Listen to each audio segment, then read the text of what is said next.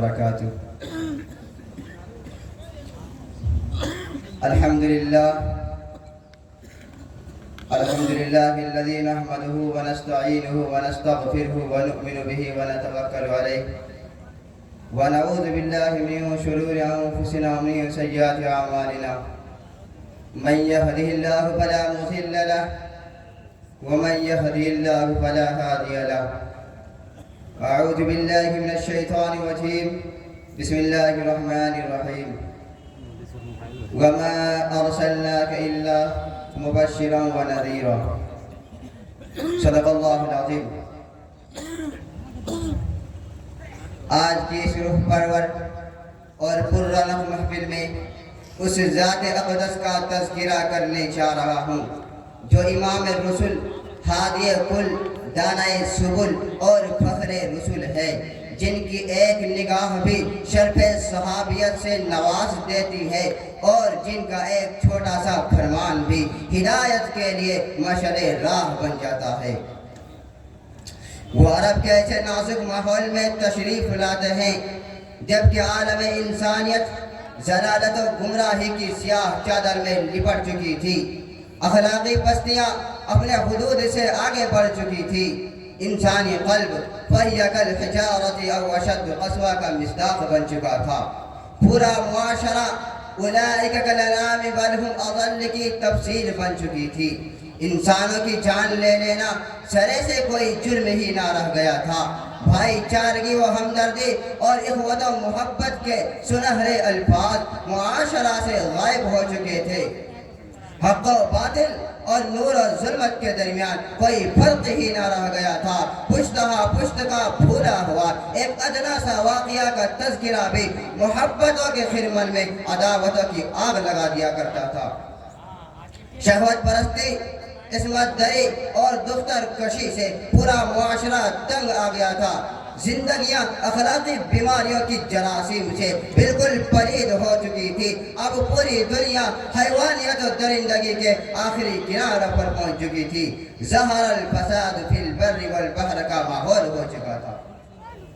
غرض یہ کہ پوری انسانیت تاریکیوں میں بھٹک رہی تھی. اچانک روحانیت کا آفتاب، اصلاح و ہدایت کا ماہتاب، ایک یتیم، ایک بے سہارا اور بے یار و مددگار، ایک معصوم بچہ آنکھیں کھولتا ہے. یہ کوئی عام بچہ نہ تھا بلکہ اسی کے لیے بطن کائنات سجائی گئی تھی. یہی بچہ جوان ہو کر تخت نبوت پر جلواگر ہوتا ہے اور اپنی رسالتی آب و تاب اور چمک سے پورے عالم کو منور کرنے لگتا ہے. اخلاقی دنیا میں ایک زبردست انقلاب برپا کر دیتا ہے. دور دراز علاقوں تک اس کی شہرت ہو جاتی ہے. خاص و عام ہر ایک انہیں صادق و امین کے نام سے پکارنے لگتا ہے. ابھی چند ہی سال گزرتے ہیں کہ وہ خدائی واحد کی دعوت کو لے کر اٹھ کھڑا ہوتا ہے اور پوری قوم کو ضلالت کے گڑھے سے نکالنے کی خاطر میدان عمل میں نکل آتا ہے. پھر کیا ہوا؟ سارا عرب عداوتوں، مخالفتوں اور رکاوٹیں ڈالنے پر اتر آیا، حتیٰ کہ آپ صلی اللہ علیہ وسلم کو شعب ابی طالب میں محصور ہونے پر مجبور کر دیا گیا.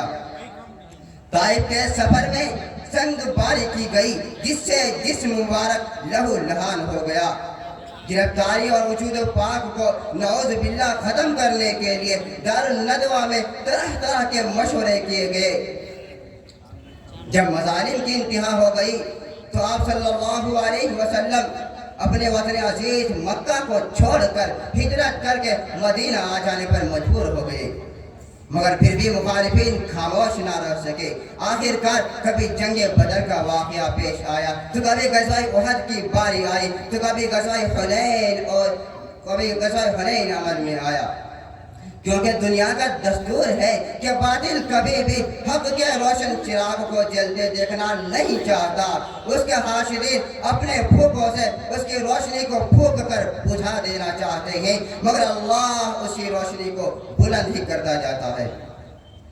یریدون لیطفئوا نور اللہ بافواہہم واللہ متم نورہ ولو کرہ الکافرون. یہ لوگ چاہتے ہیں کہ اللہ کی روشنی کو بجھا دے، جبکہ اللہ کو اپنی روشنی پوری کرنی ہے، چاہے یہ منکرین اسے برا مانے۔ نور خدا ہے کفر کی حرکت پہ خندہ زن، نور خدا ہے کفر کی حرکت پہ خندہ زن، پھونکوں سے یہ چراغ بجھایا نہیں جائے گا۔ میرے دوستو، دنیا نے دیکھا کہ آپ صلی اللہ علیہ وسلم کی کیمیا سر تعلیم نے ماحول کی کایا پلٹ دی، ایک انسان کو بالکل دوسرا انسان بنا دیا، قتل و خون کے خوگر کو پیام انسانیت کا مبلغ بنا دیا، شہر کے بت ساز کو بت شکن بنا دیا، خونخواری اور بربریت کو محبت و الفت کی لڑی میں پرو دیا۔ کل تک جو لوگ وَإِن قَالُوا مِن قَبْلِ لَفِي ضَلَالٍ مُبِينٍ کے سچے مصداق تھے، آج وہی كُنتُمْ خَيْرَ أُمَّةٍ أُخْرِجَتْ لِلنَّاسِ کے مبارک خطاب سے نواز دیے گئے۔ کل تک جن کی زندگیاں بے حیاتی و فحاشی اور مردار خوری میں گزرتی تھی، آج ان کی راتیں بدکاری جن کی راتیں بدکاری و عیاشی میں کٹتی تھی، آج انہی کی راتیں والذین یبیتون لربہم سجدا و قیاما کا مصداق بن کر عبادت و ریاضت، تہجد کے سجود اور قیام اور دعا و قرآن خوانی کی نظر ہونے لگی۔ کل تک جن کے لمحات خانہ جنگیوں اور پشت ہاں پشت کی عداوتوں میں بسر ہوتی تھی، آج وہی وعباد الرحمن الذین یمشون علی الارض ہونا وَإِذَا خَاطَبَهُمُ الْجَاهِلُونَ قَالُوا سَلَامًا، اور رحماء بینہم کا عملی پیکر بن کر لڑنا جھگڑنا تو درکنار، اب اس قدر خاکسار اور متواضع ہو گئے کہ ہاتھ پیر کی سختیوں اور بات چیت کی زیادتی کو کون پوچھے، ان کی رفتار و گفتار تک ان کی شرافت نفس کی شہادت دینے لگی۔ کسی شاعر نے کیا ایک خوب کہا ہے کہ تیرا چھوٹا سا بھی خادم حیدر کرار ہے، پھول مرجھائے نہیں جس کے تو وہ گلزار ہے، علم و حکمت کا تو بے شک معدن اسرار ہے، رند بھی تیرا یقیناً وقت کا ابرار ہے۔ میرے دوستو، یہ تو آپ صلی اللہ علیہ وسلم کی کیمیا سر صحبت کی محض ایک ادنا سا کرشمہ ہے، ورنہ تو آپ صلی اللہ علیہ وسلم کے شخصیت کا ہر پہلو کھرا، ہر طرز نرالا اور ہر قول بے مثل و بے مثال ہے۔ آپ صلی اللہ علیہ وسلم نے فتح مکہ کے موقع پر ابو سفیان اور ان کی بیوی ہندہ کو معاف کر کے عفو و درگزر کا ایک نمونہ پیش کیا۔ خادم خاص حضرت انس رضی اللہ عنہ کی 10 سالہ خدمات پر کبھی بھی اف تک نہ کہہ کر شفقت کی ایک مثال قائم کی۔ غزوہ حنین میں حوازن اور ثقیف اور غزوہ احد میں خالد بن ولید کے اچانک حملے نے مسلمانوں کے قدم لڑکھڑا دیے۔ ایسے وقت میں آپ صلی اللہ علیہ وسلم نے ثبات قدمی کا مظاہرہ کر کے شجاعت و بہادری کا عملی نمونہ پیش کیا۔ ازواج مطہرات رضی اللہ عنہ کے ساتھ مل جل کر امور خاندانی میں ہاتھ بٹا کر دنیا کے تمام شوہروں کو حسن معاشرت کا حسین درس دیا۔ میں انہی چند باتوں پر اپنا تقریر ختم کرنے جا رہا ہوں۔ وآخر دعوانا الحمدللہ رب العالمین۔